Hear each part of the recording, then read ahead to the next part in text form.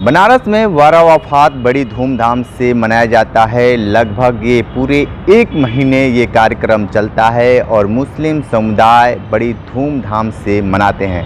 आपको बता दें कि जिस तरीके से जन्म और मृत्यु की जो बातें हैं, लेकिन सारे मुस्लिम लोग यानी सुन्नी लोग जो हैं ये बड़ी धूमधाम से मनाते हैं। ऐसा उनका मानना है कि जो उनके मैसेंजर देने वाले थे उनका उस दिन जन्म हुआ था।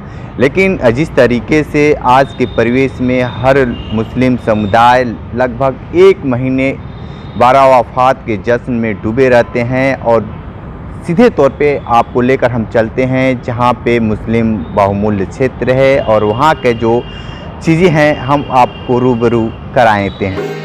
चांद सूरज और तारे उनकी कदमों की धूल, उनकी कदमों की धूल, उनकी कदमों की धूल ऐसे हैं मेरे रसूल, ऐसे हैं मेरे रसूल, ऐसे हैं मेरे रसूल।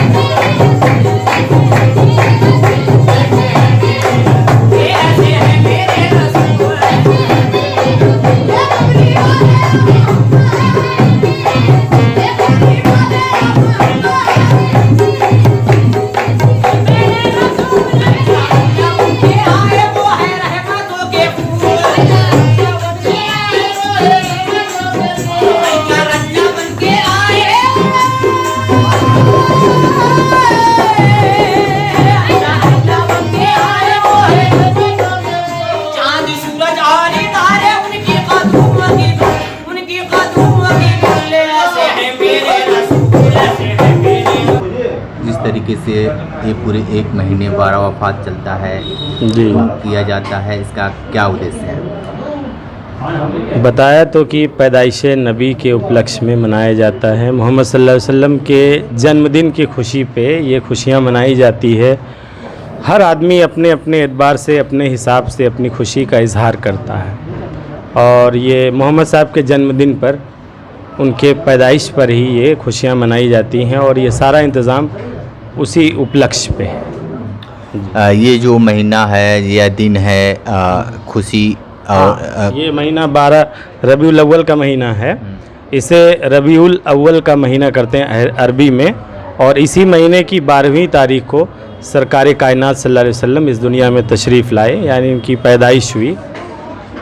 पैगंबर साहब के बारे में क्या कुछ है? पैगंबर मोहम्मद सल्लल्लाहु अलैहि वसल्लम ये आखिरी नबी हैं हमारे।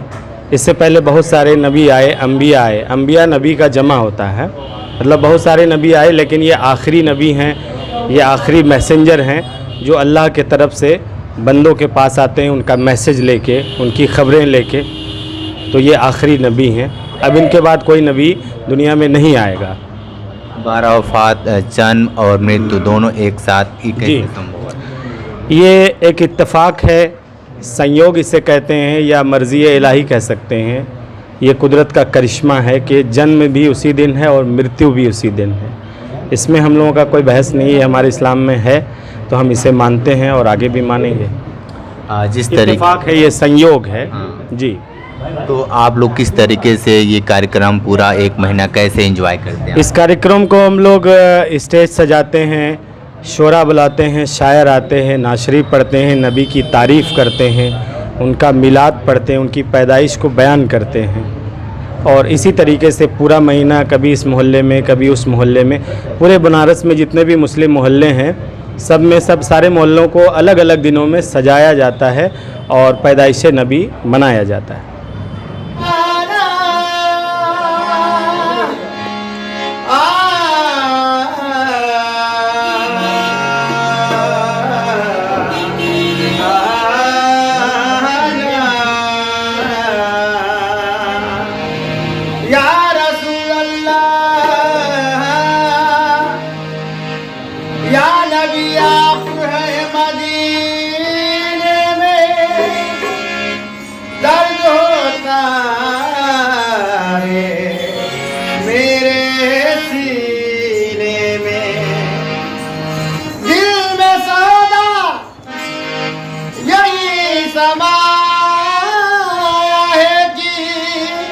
चल के दम तोड़ दो मदीने में, लघु पर हमारे नहा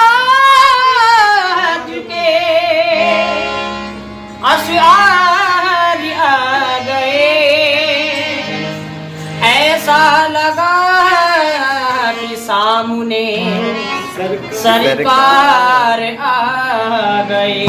ऐसा लगा के सामने सरकार आ गए। इसकी मजाल है जो नबी को कहे बशर, फारूक लेके हाथ में तलवार आ गए। फारूक लेकर हाथ में तलवार आ गए। हाँ, अल्लाह अल्लाह बन के आए वो है रहमतों के फूल। चांद सूरज और तारे उनकी कदमों की धूल, उनकी कदमों की धूल, उनकी कदमों की धूल। ऐसे हैं मेरे रसूल, ऐसे हैं मेरे रसूल,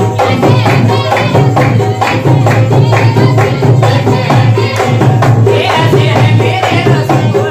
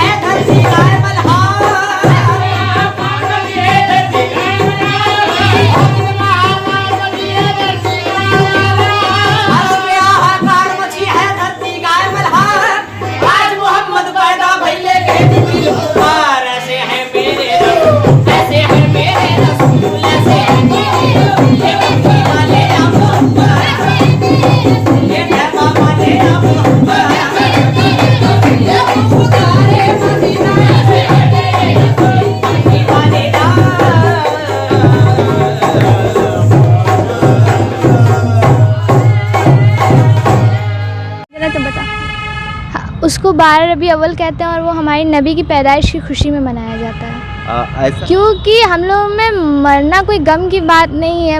हम लोग में मरना मतलब हम लोग अपने ईद का दिन होता है, हम लोग के लिए बहुत अच्छा दिन होता है, तो हम लोग उसमें खुशी मनाते हैं क्योंकि उस दिन वो दुनिया में आए, उनकी पैदाइश हुई। फिर उनके कुछ सालों बाद उनका फिर 12 तारीख को उनका डेथ हो गया। हाँ डेथ जी, नहीं पर्दा फरमा गए। लेकिन ये जो कार्यक्रम है विभिन्न जगहों पे होता है, कभी यहाँ पे कभी वहाँ पे, तो उसके लिए क्या कहेंगे? उनकी यादों में उनकी तारीफ जो हम लोग पढ़ते हैं ना शरीफ, उसको उनकी तारीफ में हम लोग बयान करते हैं, उनके याद में पढ़ते हैं। जैसे कि और सब फेस्टिवल है उनके याद में हम लोग कर रहे हैं उसी टाइप 11-12 को। इस तरीके से गम भी लेकिन हम लोग जश्न मनाते हैं, खुशी मनाते हैं। गम नहीं है, वो उस दिन पर्दा फरमाए थे, दुनिया से नहीं गए थे।